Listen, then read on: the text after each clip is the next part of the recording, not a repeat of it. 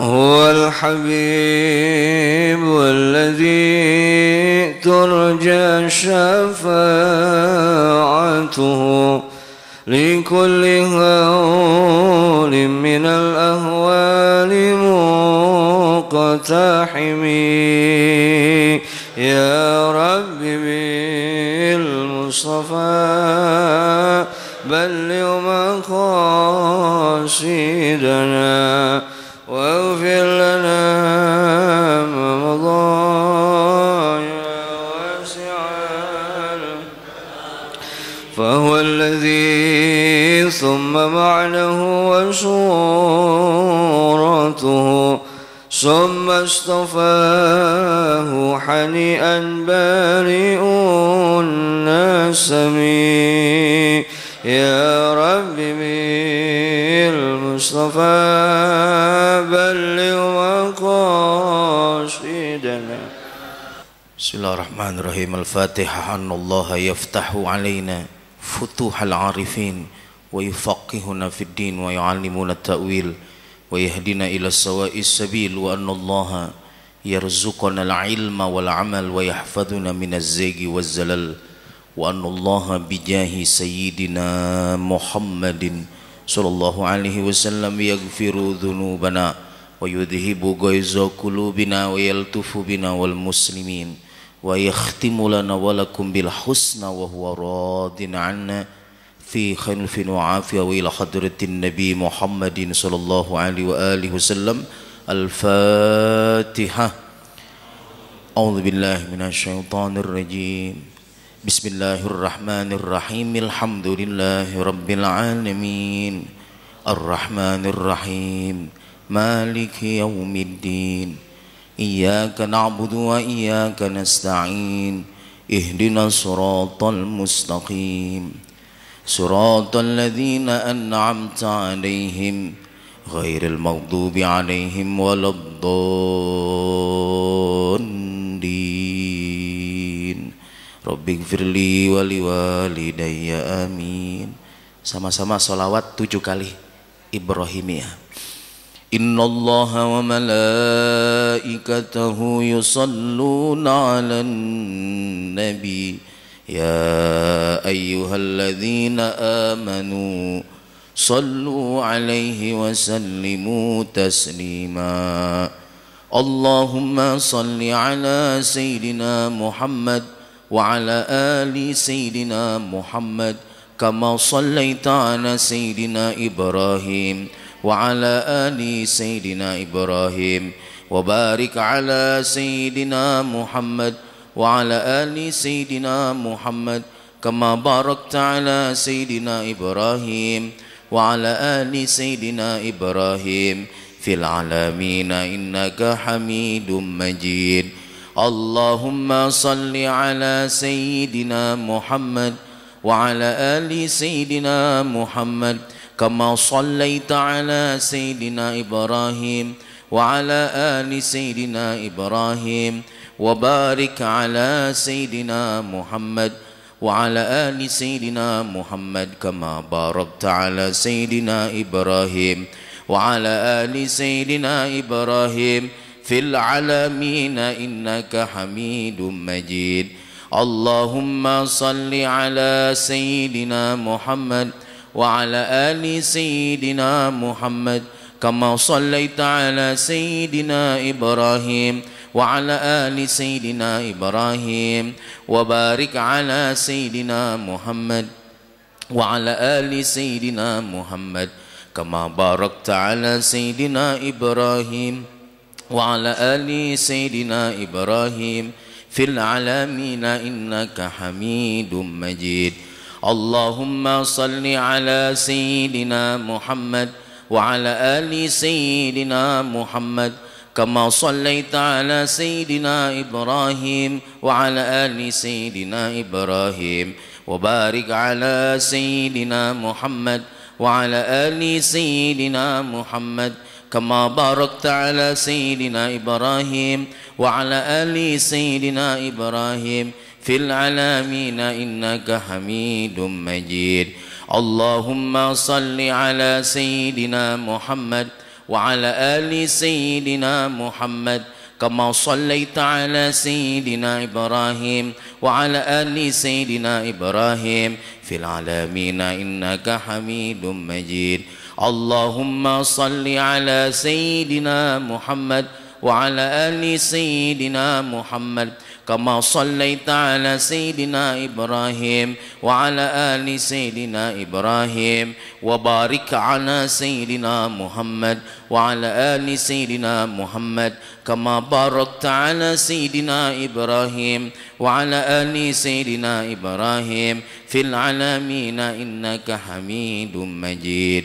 اللهم صل على سيدنا محمد وعلى آل سيدنا محمد كما صليت على سيدنا إبراهيم وعلى آل سيدنا إبراهيم وبارك على سيدنا محمد وعلى آل سيدنا محمد كما باركت على سيدنا إبراهيم وعلى آل سيدنا إبراهيم في العالمين إنك حميد مجيد.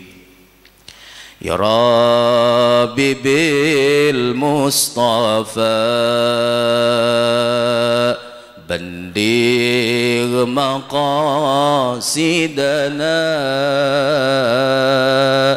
واغفر لنا ما مضى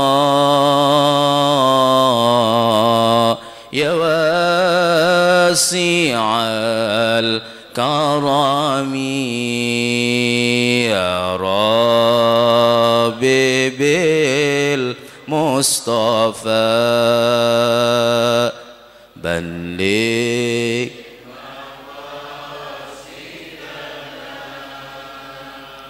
واغفر لنا ما مضى يا واسع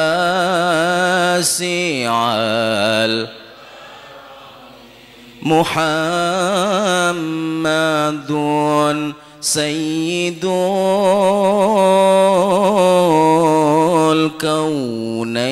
الكونين والثقلين والفارقين من عرب ومن عجم يا رب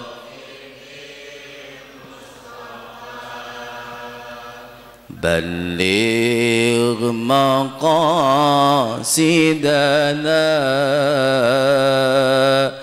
واغفر ما مضى يا واسع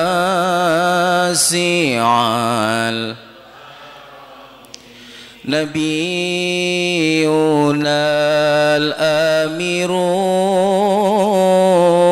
الآمرون نهي فلا أحد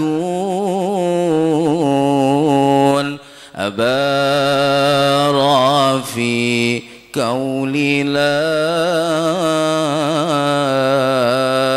منه ولا نعمي يا رب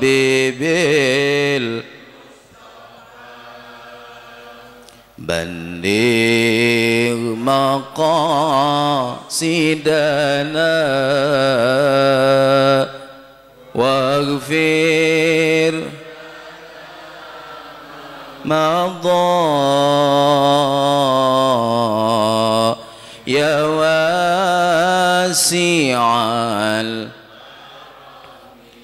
هو الحبيب الذي ترجى شفاعته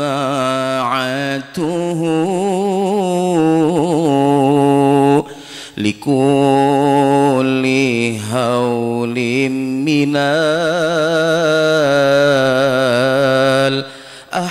الأحوال مقتدى يا رب مصطفى بلغ مقاصدنا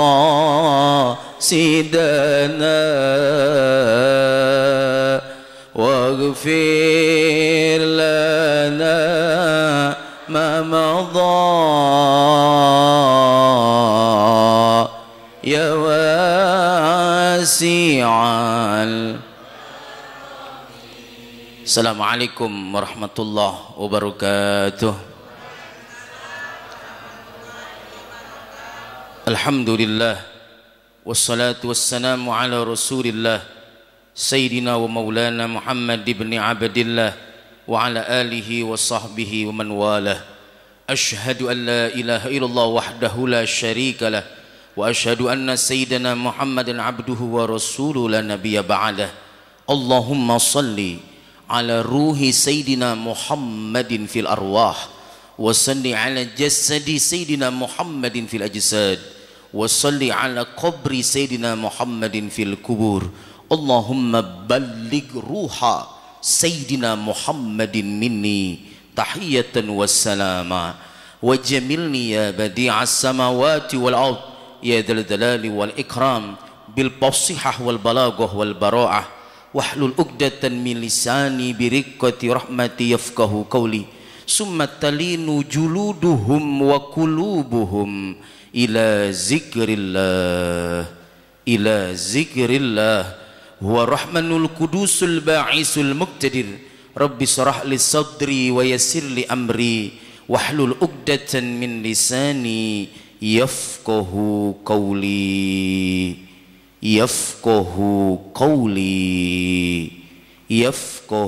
qawli subhanaka la ilma lana illa ma 'allamtana innaka antal alimul hakim. Sadaqallahul aliyul azim wa balagha rasulullah nabiyul habibul karim wa nahnu ala dzalika minasyahidin wasyakirin walhamdulillahi rabbil alamin. Hadratil mukarramin, para alimil ulama, guru-guru kita, para sepuh bini sepuh, juga DKM Masjid Nurul Iman beserta pengurus, Bapak Ibu semua, jamaah yang insyaallah kita semuanya sama dirahmati Allah Subhanahu wa taala. Amin ya rabbal alamin. Bapak Ibu sekalian yang dirahmati Allah, pada pagi hari ini yang mengumpulkan kita di masjid yang mulia ini Allah. Oleh karenanya kita harus memiliki niat yang baik secara syariat, yaitu niat i'tikaf di dalam masjid. Barangkali ada yang belum niat, mari sama-sama saya bimbing niatnya. Bismillahirrahmanirrahim. Nawaitu al-i'tikafa fi hadzal masjid ma dumtu fihi sunnatan lillahi ta'ala. Saya niat beriktikaf di masjid ini selama ada di sini pekerjaan sunnah karena Allah Ta'ala. Maka Bapak Ibu setelah niat i'tikaf di masjid ini, itu yang diajarkan oleh Rasul Nabi kita Muhammad sallallahu alaihi wasallam, tiap detiknya terhitung pahala ganjaran dari Allah Subhanahu wa taala. Amin ya rabbal jazakallah khairal jazaa. Bapak Ibu sekalian yang dirahmati Allah, pagi hari ini kita membicarakan sidqul mahabbah. Apa itu makna sidqul mahabbah? Cinta yang sebenarnya. Karena banyak sekarang di antara kita salah memberikan maksud dan makna cinta. Lebih-lebih cinta ini kepada Allah dan Rasul Nabi kita Muhammad sallallahu alaihi wasallam. Bapak Ibu sekalian yang dirahmati Allah, Di dalam kitab Nasaihud Diniyah yang ditulis oleh ulama besar kebanggaan kita di Indonesia dari Banten Tanara, Syekh Al-Wara Bahrul Ulum Muhammad Nawawi bin Umar Al-Bantani. Beliau menuliskan satu keterangan, satu hadis Nabi kita Muhammad sallallahu alaihi wasallam. Beliau katakan, ruwiya, diriwayatkan, anna sidqal mahabbati, sesungguhnya cinta yang sebenarnya, sidqal mahabbah, cinta yang sebenarnya, fi salasati khisalin, apabila bapak ibu saya memiliki 3 perkara ini. Apabila 3 perkara ini ada komplit, maka kita memiliki cinta yang sebenarnya. Mana yang pertama Bapak Ibu sekalian? Ayyakhtara kalama habibih ala kalami gairih.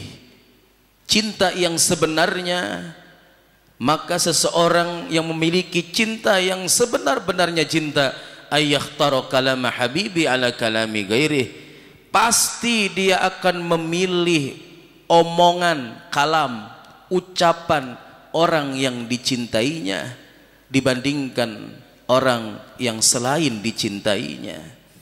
Nomor kedua, wa yakhtara mujalasata habibi ala mujalasati gairih. Kalau betul memiliki sebenar-benarnya cinta, nomor kedua harus ada, yaitu wa yakhtara mujalasata habibi, dia pasti memilih duduk bersama yang dicintainya dibandingkan duduk kepada selain yang dicintainya. Nomor ketiga, wa yakhtara ridha habibih ala ridha gairih. Kalau betul kita memiliki cinta yang sebenarnya, pasti kita lebih memilih ridha orang yang kita cintai daripada selain ridha orang yang kita tidak cintai.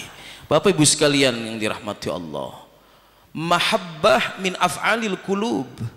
Cinta itu Bapak Ibu pekerjaan hati.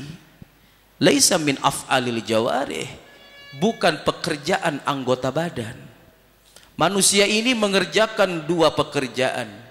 Pertama, af'alul jawarih, pekerjaan yang dikerjakan oleh anggota badan. Kaki berjalan, tangan berjabat tangan, dan yang lainnya. Itu af'alul jawarih. Yang kedua, af'alul qulub. Manusia pun memiliki pekerjaan hati. Di antara pekerjaan hati itu, bugdu membenci, godob marah, itu di hati. Dan ada juga al-mahabbah, cinta. Jadi cinta adalah min af'alil qulub, pekerjaan hati. Dan inilah yang menjadi istimewa seseorang apabila memiliki al-mahabbah fillah wa rasulih, betul-betul cinta kepada Allah dan Rasulnya. Jadi tidak bisa cinta itu hanya dieksekusi dengan pekerjaan tangan. Orang bisa memberikan mawar yang indah kepada yang dia suka, tetapi belum tentu itu mawar keluar dari hati yang cinta. Karena cinta itu bukan pekerjaan badan. Jangan salah diartikan bahwa cinta itu harus ada dengan pekerjaan badan. Sumber daripada cinta adalah al-mahabbah fil qalb. Cinta itu bagian hati, Bapak Ibu sekalian. Orang akan disebut benar-benar memiliki cinta kepada Rasul Nabi kita Muhammad sallallahu alaihi wasallam kalau dia memiliki 3 yang telah disebutkan tadi. Dia lebih senang duduk bersama Rasulullah dibandingkan dia duduk selain dengan Rasulullah. Bagaimana kita bisa duduk bersama Rasulullah? Kita adanya di Bintaro, Rasulullah adanya di Madinah, dan Rasulullah telah wafat jasadnya. Jasadnya wafat manusia, tetapi pangkat kedudukannya, ruhnya, beliau hidup di dalam kuburnya. Yang wafat jasadnya gitu. Ini teman-teman yang tidak mau maulid, mereka sebatas memahami Rasulullah telah wafat. Betul, innaka mayyitun wa innahum mayyitun, itu ayat yang dibawakan oleh mereka.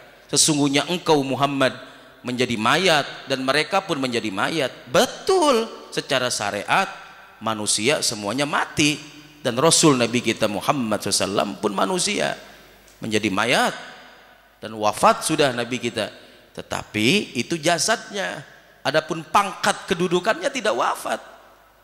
Presiden kita yang pertama Soekarno, pangkat kedudukan dia sebagai presiden pertama di Indonesia tidak wafat.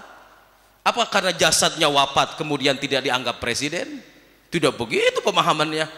Soeharto telah wafat, presiden kedua. Apakah karena dia wafat dikubur di dalam tanah tidak lagi dianggap presiden? Pangkatnya hilang juga karena wafat jasadnya? Tidak begitu. Walaupun orang jasadnya telah wafat, tetapi pangkat kedudukannya masih ada. Itu kedudukan dunia sebagai presiden. Kalau ada orang yang menghapus dalam sejarah Indonesia bahwa Soeharto bukanlah presiden, di masa hidupnya doang presiden, orangnya udah mati, maka pangkat presiden pun hilang, ikut mati. Enggak begitu, jasadnya doang yang wafat, tetapi pangkatnya masih ada. Itu pangkat dunia.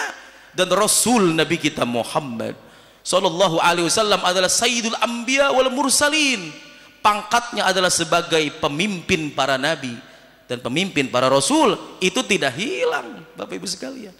Kalau memang mereka memahami Rasulullah telah wafat, wafat jasadnya. Jangan kalian anggap wafat segala-galanya. Rasul Nabi kita Muhammad sallallahu alaihi wasallam hayyun indallahi taala, hidup di sisi Allah Subhanahu wa taala. Bahkan Bapak Ibu sekalian, dicatat itu dalam sejarah. Seorang ulama besar, wali besar, Syekh Ahmad Al-Badawi, saat ziarah ke makam Rasulullah, kemudian Syekh Ahmad ini sangat ingin sekali mencium tangan Rasulullah sallallahu alaihi wasallam, dan beliau meyakini jasadnya saja yang terkunci dalam kubur, tetapi Rasulullah hidup, memiliki pengaruh besar. Ingin sekali Syekh Ahmad Al-Badawi ini mencium tangan baginda Rasulullah SAW saat ziarah di depan kubur beliau. Maka tangan Rasulullah keluar dari kubur, mengeluarkan tangan dan memberikan tangan itu kepada Syekh Ahmad Al-Badawi, dan dicium oleh beliau. Itu tercatat dan diakui oleh mereka yang mengurus Masjid Nabawi.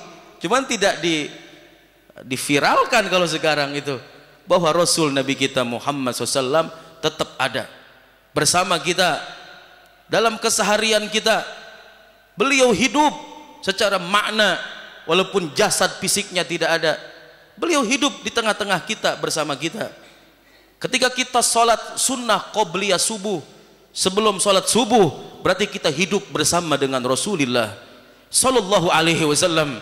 Ketika kita siang dikit, jam 9 sholat duha 4 rakaat, sebenarnya kita hidup bersama Rasulullah Sallallahu Alaihi Wasallam. Kita sholat zuhur, sebelumnya qobliyah, setelah zuhur ba'diyah, kita telah hidup bersama Rasulullah Sallallahu Alaihi Wasallam. Demikian kita malam tahajud dan kita witir, membaca Quran, lebih-lebih membaca salawat kepada Nabi kita Muhammad Sallallahu Alaihi Wasallam. Kita telah hidup bersama Rasulullah Sallallahu Alaihi Wasallam. Bapak Ibu sekalian yang dirahmati Allah, oleh karenanya dalam semua aktivitas kita, kita hidup bersama Rasulullah. Maksudnya bersama Rasulullah, kita hidup dengan syariat Rasulullah, dengan cara Rasul Nabi kita Muhammad Sallallahu Alaihi Wasallam, mutaba'ah, mengikuti Nabi Muhammad SAW. Kalau kita tidak mengikuti apa yang diajarkan oleh Rasulullah, yang kemudian diulang kembali, disampaikan kembali oleh para ulama-ulama ahli waris Rasulullah Sallallahu Alaihi Wasallam, kita mau hidup ngikutin siapa? Mutaba'ah hanya dua, imma mutaba'ah bin Nabi, ada kalanya kita hidup mengikuti Nabi, wa imma mutaba'ah syaitan, dan ada kalanya kita hidup mengikuti syaitan. Wala tattabi'u khutuwati syaitan, jangan kalian ikuti langkah setan. Bapak Ibu sekalian, Bapak Ibu yang dirahmati Allah, suatu hari ada seorang perempuan datang ke pesantren saya di Cipadu sambil menangis dan bercerita kepada saya, dan dia bertanya kepada saya, Bagaimana ini Kiai urusan seperti ini? Hukumnya. Nanya hukum. Apa itu Ibu? Tolong dijelaskan. Ini pengantin baru, belum lama. Nikah baru 3 bulan 4 bulan. Yang jadi problem apa? Kemudian ditanyakan hukumnya. Begini Kiai. Maaf ini, maaf. Suami saya kalau mau berhubungan suami istri dengan saya, jima, saya dipaksa nonton video porno dulu. Dipaksa nonton video porno, baru kemudian aktivitas hubungan suami istri itu dilakukan dengan mengikuti apa yang di film tersebut. Saya menunduk dan menangis. Allah, ya Allah, ini kelemahan para kiai, para ustadz yang tidak menyampaikan ini, bahwa kita mengikuti Nabi bukan hanya mengikuti sholatnya, bahwa kita mengikuti Nabi bukan hanya mengikuti puasanya Nabi, cara puasa Nabi. Kita mengikuti Nabi bukan hanya mengikuti cara ibadah haji Nabi, lebih-lebih mengikuti Nabi juga mengikuti cara berjima, berhubungan suami istri dengan cara Nabi kita Muhammad sallallahu alaihi wasallam. Di dunia pesantren ditulis kitabnya, namanya Qurratul Ayun fi Syarhi Ibni Yamun. Dalam kitab tersebut dijelaskan penjelasan yang sangat gamblang. Ada satu pasal fi kaifiyatil jima bimutaba'atin Nabi, cara berhubungan suami istri dengan mengikuti cara Nabi. Sehingga apabila seseorang salah melakukan cara di dalam proses, maka produknya bermasalah. Oh jelas, cara pembuatannya salah, produknya bermasalah. Saya dulu nyantren Pak di satu pesantren, itu kiai Bu seneng bikin dodol Betawi, seneng bikin dodol.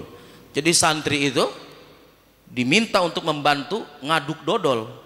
Itu di wajan yang gede kita ngaduk dodol dari pagi sampai siang, nggak boleh berhenti.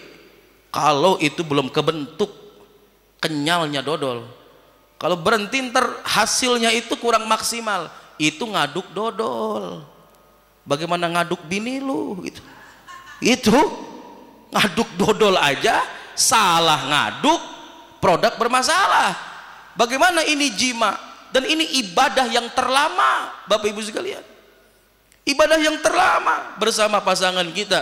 Maka kita wajib mengikuti cara Nabi, mutaba'atan Nabi.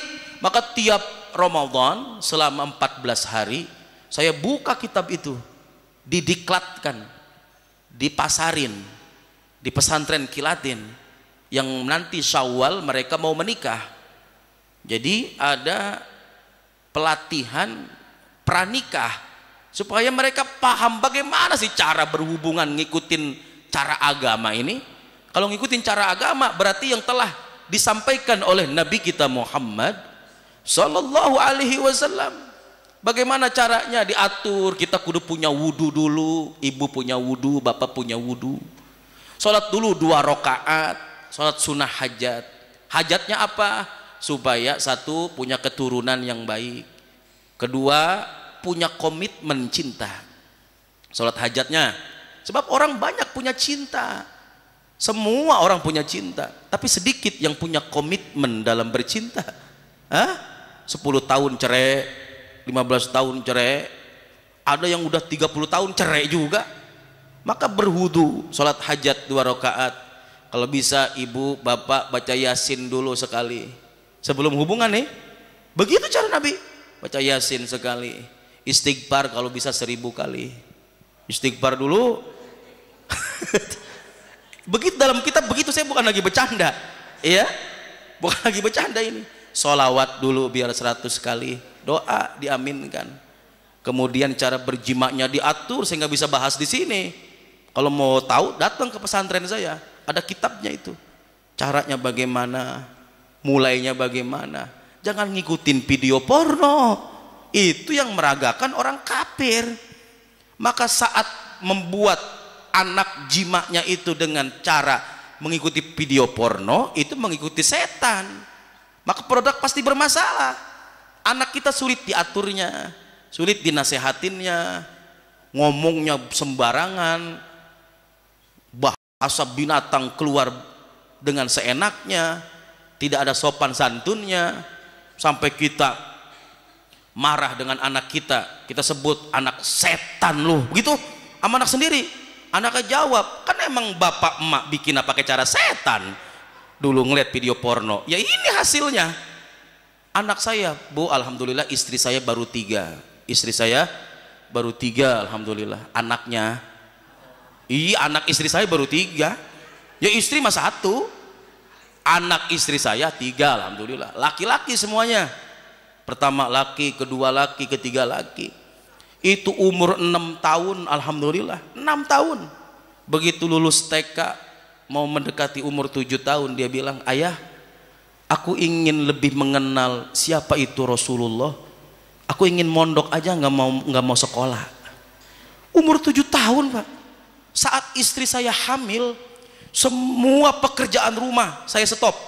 Nyapu, ngepel, nyuci, saya stop. Itu saya ambil alih. Tugasmu hanya 1 saja. Apa itu, Bang?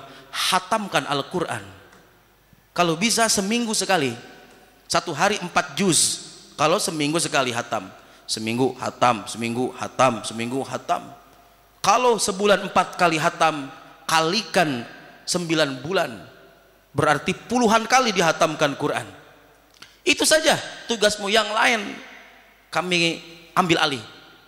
Suami yang ambil alih dan dibantu dengan santri-santri. Maka saat hamil anak pertama, alhamdulillah istri puluhan kali menghatamkan Quran. Saat hamil anak kedua, istri alhamdulillah berkali-kali menghatamkan Quran. Juga anak ketiga berkali-kali menghatamkan Quran. Saat bayi itu umur 4 bulan, Allah turunkan ruh dari langit masuk ke dalam perutnya, ke rahimnya, hidup itu bayi. Itulah pesantren pertama. Pesantren pertama untuk seorang anak adalah perut ibunya. Itu kamar pesantren yang pertama. 4 bulan dia telah hidup mendengarkan bacaan surah Al-Fatihah yang dibaca oleh ibunya, Al-Baqarah, Ali Imran, An-Nisa, berulang-ulang kali didengarkan dengan sistem talaki. Seorang membaca dan murid menyimak. Imam Syafi'i radhiyallahu an umur 7 tahun hafal Quran. 7 tahun hafal Quran. Kok bisa? Iya, beliau 4 tahun dalam perut ibunya baru keluar, baru melahirkan. Ibunya Imam Syafi'i saat mengandung Imam Syafi'i 4 tahun dalam perutnya. Nggak pakai sesar zaman sekarang mah lebih sebulan juga pengen disesar. 4 tahun ibunya Imam Syafi'i puluhan ribu kali, ribuan kali menghatamkan Quran, dan Imam Syafi'i menyimak menghafal Quran dalam perut ibunya selama 4 tahun lamanya. Sehingga Imam Syafi'i telah hafal Quran dalam perut ibunya, karena manusia 4 bulan sudah hidup dalam rahim ibunya. Ya kita mah boro-boro ngatamin Quran, baca Yasin juga kagak lagi bunting. Ya itu juga kita baca Yasin karena diundang Masjid Nurul Iman Yasinan malam Jumat. Yang ada nyanyi aja, kerjaan nyanyi. Itu kuping disumpel pakai apa namanya itu? Iya, Allah. Maka Bapak Ibu sekalian yang dirahmati Allah, cara mengikuti Nabi tidak hanya sholat, tidak hanya puasa, berhubungan suami istri pun harus mengikuti cara Nabi. Itu PR dalam hidup kita. Sudah berapa tahun kita berpasangan dengan istri kita, dengan suami kita? Sudah berapa puluh tahun? Sudahkah kita berhubungan itu dengan ilmunya? Maksud dengan ilmunya, berhubungan jima itu dengan ilmunya, mengikuti cara Nabi. Udah pernah ngaji nggak bab itu? Kalau belum ngaji, bahaya Bapak Ibu sekalian. Kalau tidak mengikuti Nabi, pilihannya berarti mengikuti setan. Kalau itu terus kita tidak perbaiki, maka Bapak Ibu sekalian, lihat sidqul mahabbah, betul dan benarnya cinta. Cinta yang sebenarnya itu ayyakhtara kalama habibi ala kalami gairi. Dia akan memilih omongan yang dicintainya dibandingkan omongan yang tidak dia cintai. Bahwa yang kita cintai Nabi kita Muhammad sallallahu alaihi wasallam memberikan omongan, memberikan kalam dari hadis-hadisnya, bahwa tidak cukup hanya sholat yang mengikuti Nabi, berjima, berhubungan suami istri pun harus mengikuti Nabi. Dalam berhubungan tidak boleh suami mencium kedua mata istrinya, nggak boleh. Dalam kitab tersebut, suami mencium kedua mata istrinya, atau istri mencium kedua mata suaminya, dan banyak hal yang lain dalam kitab tersebut dibahas, dan kita harus cari ini. Jangan sampai kita mati berhubungan dengan suami istri kita walaupun halal tetapi tidak mengikuti cara Nabi, itu akan bermasalah. Bapak Ibu sekalian, yang kedua, ayakhtaro mujalasata habibih ala mujalasati ghairih, bahwa dia kalau betul-betul cinta akan memilih duduk bersama yang dicintainya dibandingkan dengan yang tidak dicintainya. Bagaimana duduk dengan Nabi? Nabi jauh di Madinah, manjalisul ulama paka'annama jalasani. Siapa orang yang duduk bersama kiainya, bersama gurunya, bersama ustadznya, paka'annama jalisuni, maka seakan-akan dia sama duduk denganku. Dudukan Rasulullah diwakili dengan dudukan para ulama, para kiai. Maka Masjid Nurul Iman ini, DKM-nya, pengurusnya sudah sangat betul setiap Ahad mengadakan pengajian, diundang para kiai, para ustadz yang mumpuni ilmunya, yang bersanad, bersambung ilmunya, bermata rantai kepada Rasul Nabi kita Muhammad sallallahu alaihi wasallam. Maka duduk dengan para ulama, duduk dengan para kiai, itu paka'anna majalisuni, maka seakan percis dia duduk bersamaku. Yang ketiga, ayakhtara wa yakhtara ridha habibi ala ridha ghairih, kalau betul benar-benar cinta, sidqul mahabbah, cinta yang sebenarnya, dia akan memilih redo orang yang dicintainya dibandingkan dia memilih keredoan selain orang yang dia cintainya. Maka dia cari bagaimana kehidupan Nabi. Tidak cukup sholat, makan cara Nabi, minum cara Nabi. Mesti punya guru Pak, minum aja kudu punya guru. Bagaimanakah cara minumnya Nabi, sehingga Imam Abu Hanifah tidak mau memakan semangka dalam hidupnya sampai wafatnya. Kenapa ditanya tidak mau makan semangka? Kata Imam Abu Hanifah, saya tidak temukan riwayat hadis yang Nabi riwayatkan bagaimana cara memakan buah semangka ini, bagaimana membelahnya, bagaimana menggigitnya. Tidak ditemukan. Saya tidak berani memakannya dengan cara saya sendiri, saya harus mengikuti cara Nabi. Begini demikian minum, harus mengikuti cara Nabi. Allah firmankan, waja'alna minal ma'i kulla syai'in hayy, kami jadikan dengan sebab air segalanya menjadi hidup. Maka air adalah sumber kehidupan. Maka air ini menentukan, kalau minumnya dengan cara Nabi, maka akan hidup dalam tubuh kita ini. Semua gerak-gerik kita adalah mengikuti Nabi, ibadah, kebaikan. Tapi kalau cara minumnya tidak mengikuti cara Nabi, dengan cara maunya sendiri, maka hati-hati, air ini akan menghidupkan gerak badan kita untuk maksiat, untuk melakukan dosa. Bapak Ibu sekalian, saya dapatkan itu sanad dari saya punya guru, dan guru saya dari gurunya sampai kepada Nabi kita Muhammad sallallahu alaihi wasallam, bahwa minum air itu dengan cara Nabi. Bapak Ibu sekalian perhatikan ini. Nabi kalau minum begini. Ini air putih.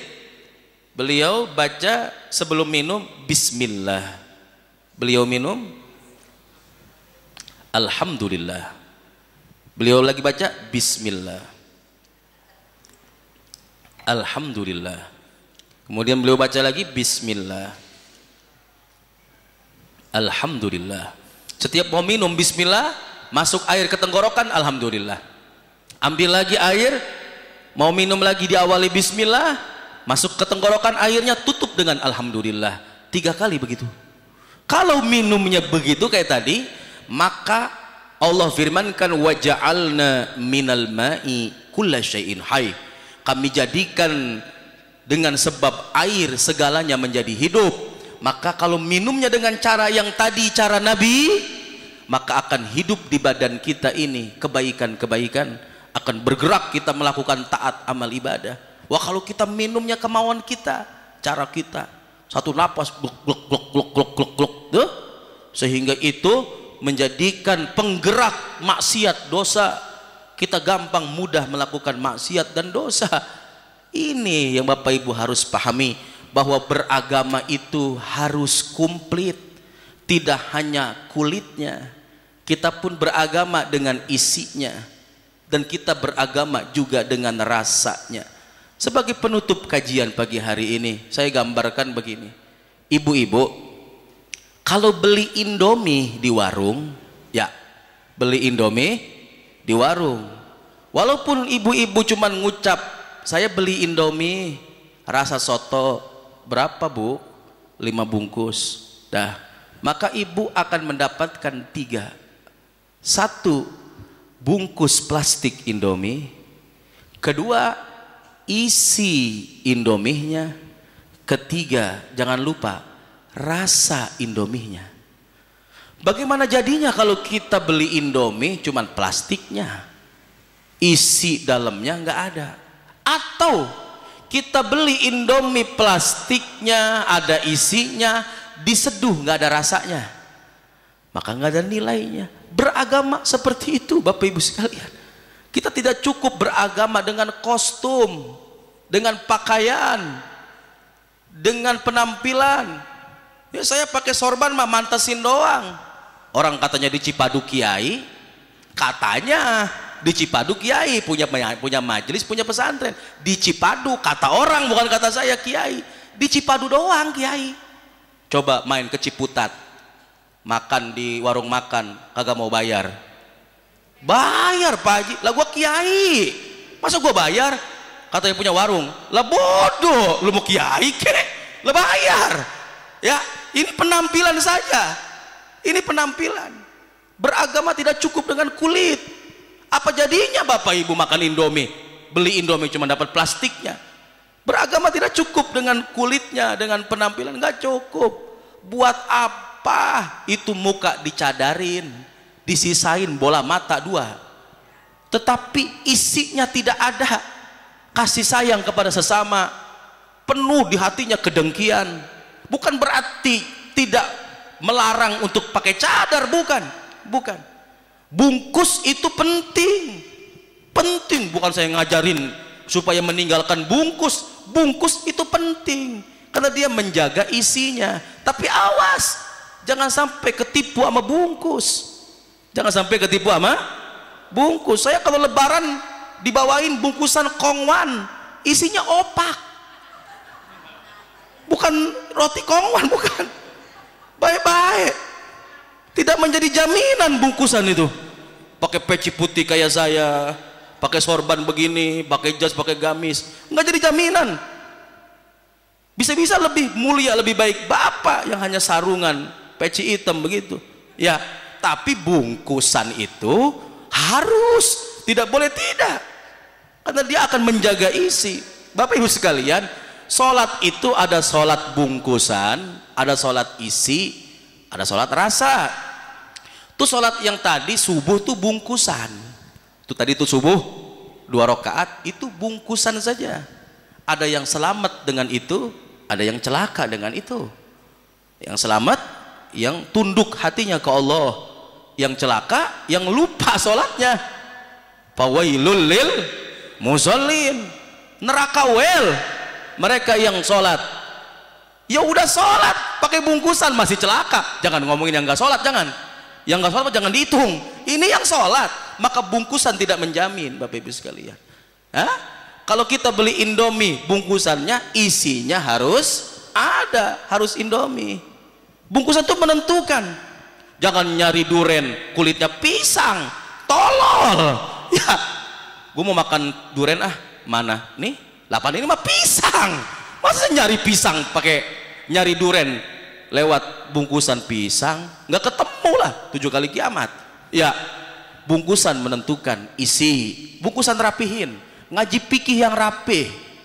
Berapa rukun sholat? Rapihin, itu fikih syariat. Berapa syarat sah sholat? Berapa yang membatalkan sholat? Perukunan sholat tuh harus ada. ya. Setelah itu rapi, bungkusannya rapi, maka kita beragama harus dengan isi, ya, tidak cukup bungkusan. Apa itu sholat isi? Sholat isi begini Pak, saya kasih tahu ya, sebagai penutup nih, saya kasih tahu. Nih Bapak Ibu selesai sholat nih subuh, niat apa? Niatnya begini, ya Allah, apapun yang saya kerjakan, yang saya lakukan setelah subuh ini, saya niatkan cuma satu, untuk menunggu zuhur. Datang waktu zuhur, sholat bungkusan, sholat syariat. Selesai sholat zuhur, salam, niat, ya Allah, saya niat apapun yang saya lakukan setelah sholat zuhur ini, cuma satu niat saya, menunggu asar. Sholat asar datang waktunya, bungkusan di sini berjamaah, habis asar niat lagi, ya Allah, apapun yang saya lakukan setelah sholat asar ini hanya satu niat saya, menunggu maghrib.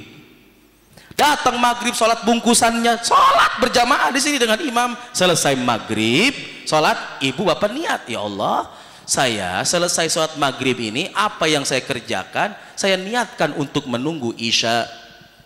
Setelah isya datang sholat, itu harus berjamaah, itu bungkusnya. Tapi setelah sholat isya, niat, ya Allah, apapun yang saya lakukan setelah sholat isya, termasuk tidur saya, ya Allah, saya niatkan untuk menunggu waktu subuh.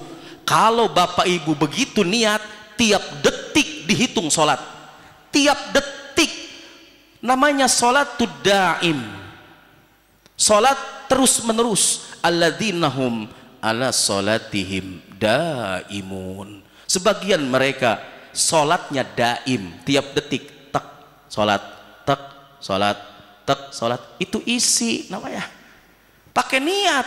Al-Habib Abdul Haddad dalam kitabnya Risalah Mu'awwanah, littuqa zahirun wa batinun, ketakwaan itu ada luar ada dalam. Ketakwaan luar dengan anggota badan, wa batinuha niat, ketakwaan di dalam adalah niat. Bukankah selama ini kita telah mendengar dari guru-guru kita, innamal a'malu binniyat, sesungguhnya nilai daripada satu amal perbuatan itu ada pada niat. Juga hadis, kam min amalin yatasawwaru bisurati amali dunia sara min amalil akhirah bihusni niat. Berapa banyak pekerjaan yang bentuk rupanya pekerjaan dunia, tapi pekerjaan ini menjadi pekerjaan akhirat, menjadi nilai akhirat, amal ibadah yang Allah ridho, bihusni niat, karena niatnya bagus. Bapak Ibu sekalian, maka andalkan hati kita dengan niat. Kalau kita tidak mampu sholat 1000 rakaat tiap malam seperti Imam Ali Zainal Abidin, kita tidak mampu menghatamkan Quran 3 hari sekali, atau seperti Sayyidina Utsman bin Affan, karena Utsman bin Affan yahtimul Quran likulli rakaatayhi isya'i, Sayyidina Utsman itu hatam Quran setiap 2 rakaat sholat isyanya. Sayyidina Utsman, kalau beliau sholat isya, rakaat pertama 15 juz, rakaat kedua hatam Quran. Kita nggak mampu seperti itu, badan kita, fisik kita lemah, kita orang biasa. Jangan kecil hati, andalkan hati kita dengan niat. Setiap sholat selesai yang bungkusan, yang syariat, selesai sholat niat untuk menunggu waktu sholat berikutnya, maka tiap detik kita terhitung sholat. Namanya sholatud daim, alladzina-hum bi sholatihim daimun. Isi, itu sholat isi. Maka sholat juga ada sholat rasa. Itu mana sholat rasa?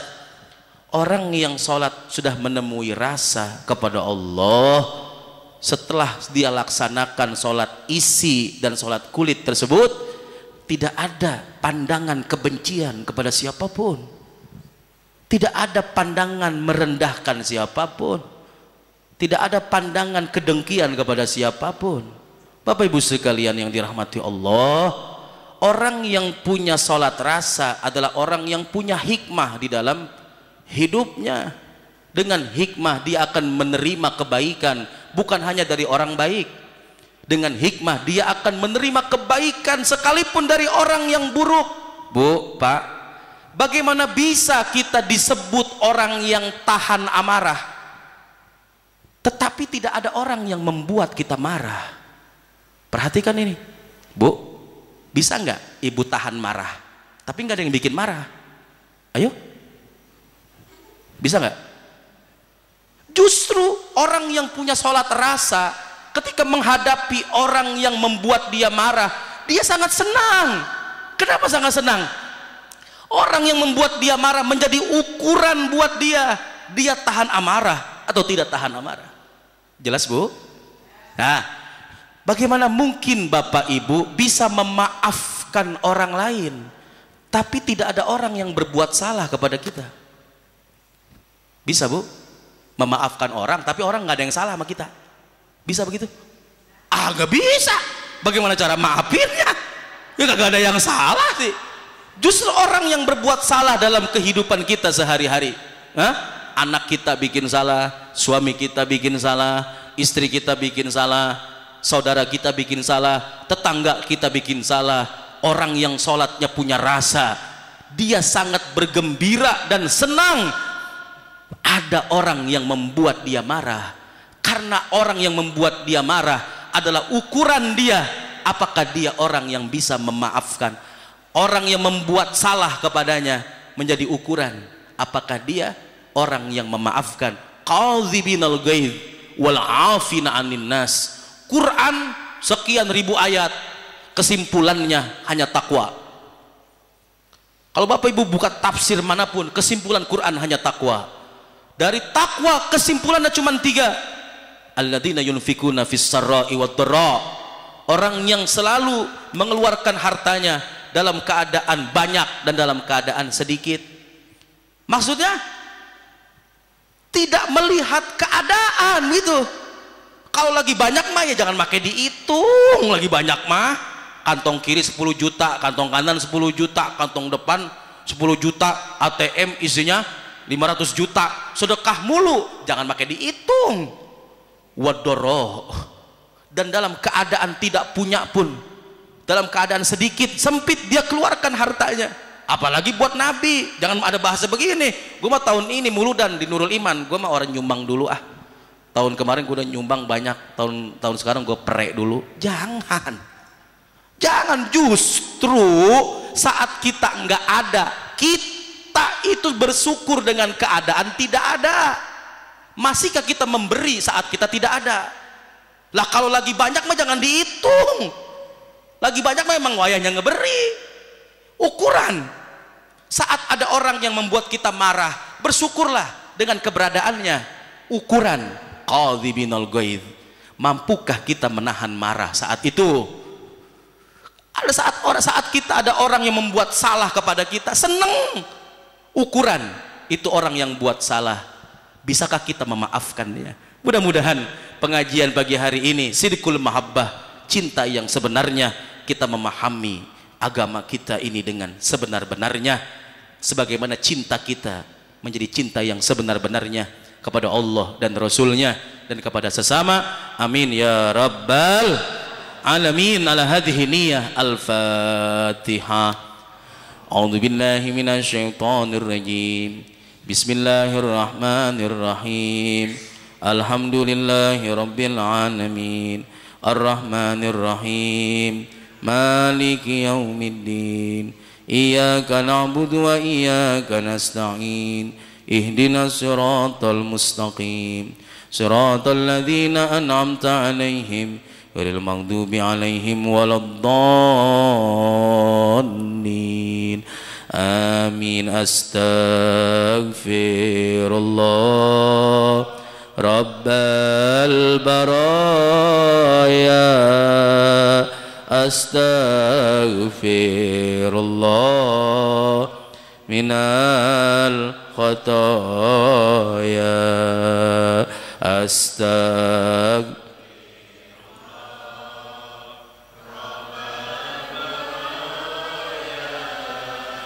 Astaghfirullah minal Rabbi zidni علما نافعا ووافقني عملا صالحا ربي زدني علما نافعا ووافقني عملا صالحا ووهب لي رزقا واسعا وتوب علينا توبة نصوحا وتوب علينا توبة نصوحا استغفر رب البرايا أستغفر الله من بسم الله الرحمن الرحيم الحمد لله رب العالمين حمدا يوافي نعمه ويكافئ مزيده يا ربنا لك الحمد كما ينبغي لجلال وجهك الكريم وعظيم سلطانك اللهم صل على سيدنا محمد وعلى ال سيدنا محمد في الاولين والاخرين وصل وسلم على سيدنا محمد وعلى سيدنا محمد في النبيين والمرسلين وصل وسلم على سيدنا محمد وعلى ال سيدنا محمد في الملأ الاعلى الى يوم الدين اللهم انا نسألك بحق الفاتحة المعظمة Allahumma ya Allah inna sesungguhnya kami nas'aluka memohon kepadamu ya Allah bihaqil fatihatil bisab'il masani wal qur'anil azim dengan wasilah surah al-fatihah yang agung antaftahalana kau bukakan kepada kami ya Allah bikulli khair dengan seluruh kebaikan antaftahalana kau bukakan kepada anak cucu keturunan kami ya Allah bikulli khair dengan seluruh kebaikan wa anta tafaddala alaina kau unggulkan kami ya Allah bikulli khair dengan seluruh kebaikan wa anta tafaddala alaina kau unggulkan anak cucu keturunan kami ya Allah bikulli khair dengan seluruh kebaikan wa anta ja'alana kau jadikan kami ya Allah min ahlil khair dengan sebab kami terbuka segala kebaikan dan tertutup segala keburukan wa anta ja'alana kau jadikan anak cucu keturunan kami ya Allah min ahlil khair dengan sebab mereka terbuka segala kebaikan dan tertutup segala keburukan wa antu amilana muamalataka li ahlil khair kau pergaulkan kami ya Allah dengan ahli kebaikan wa antahfazana kau jaga kami ya Allah fi anfusina kau jaga diri kami yang lemah ini ya Allah kama hafazta arwah fi ajsadina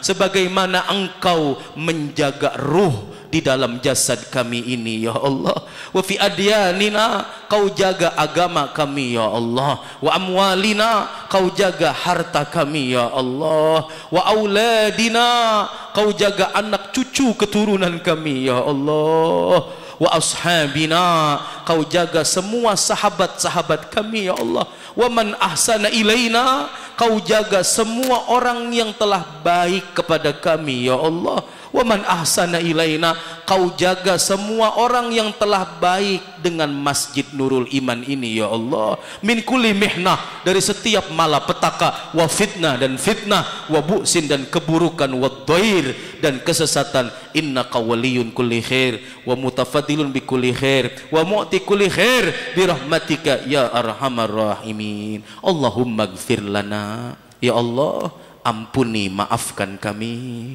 warhamna sayangi kami kasihani kami warhamna bitarkil ma'asi abada kalau kau menyayangi kami ya Allah berikan kami kemampuan untuk meninggalkan maksiat dosa selama-lamanya wardo anna wardo anna wardo anna ridhoi kami ya Allah, wardu anna, ridhoi negeri ini ya Allah, wardu anna, ridhoi penduduk negeri ini ya Allah, salimna, selamatkan kami ya Allah, salimna wansurna, selamatkan negeri kami ya Allah, wansurna, selamatkan negeri ini ya Allah, birahmatika ya arhamar rahimin. Rabbana atina fid dunya ma'rifataka wa fil akhirati ru'yataka wa qina adzabannar.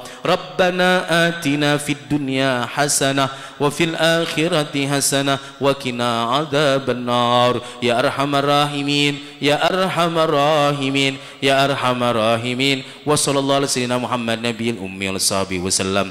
Walhamdulillahi rabbil alamin. Kurang lebihnya mohon maaf. Hadanallahu wa iyyakum ajma'in. Ihdinas siratal mustaqim, ihdinas siratal mustaqim, ihdinas siratal mustaqim. Assalamualaikum warahmatullahi wabarakatuh.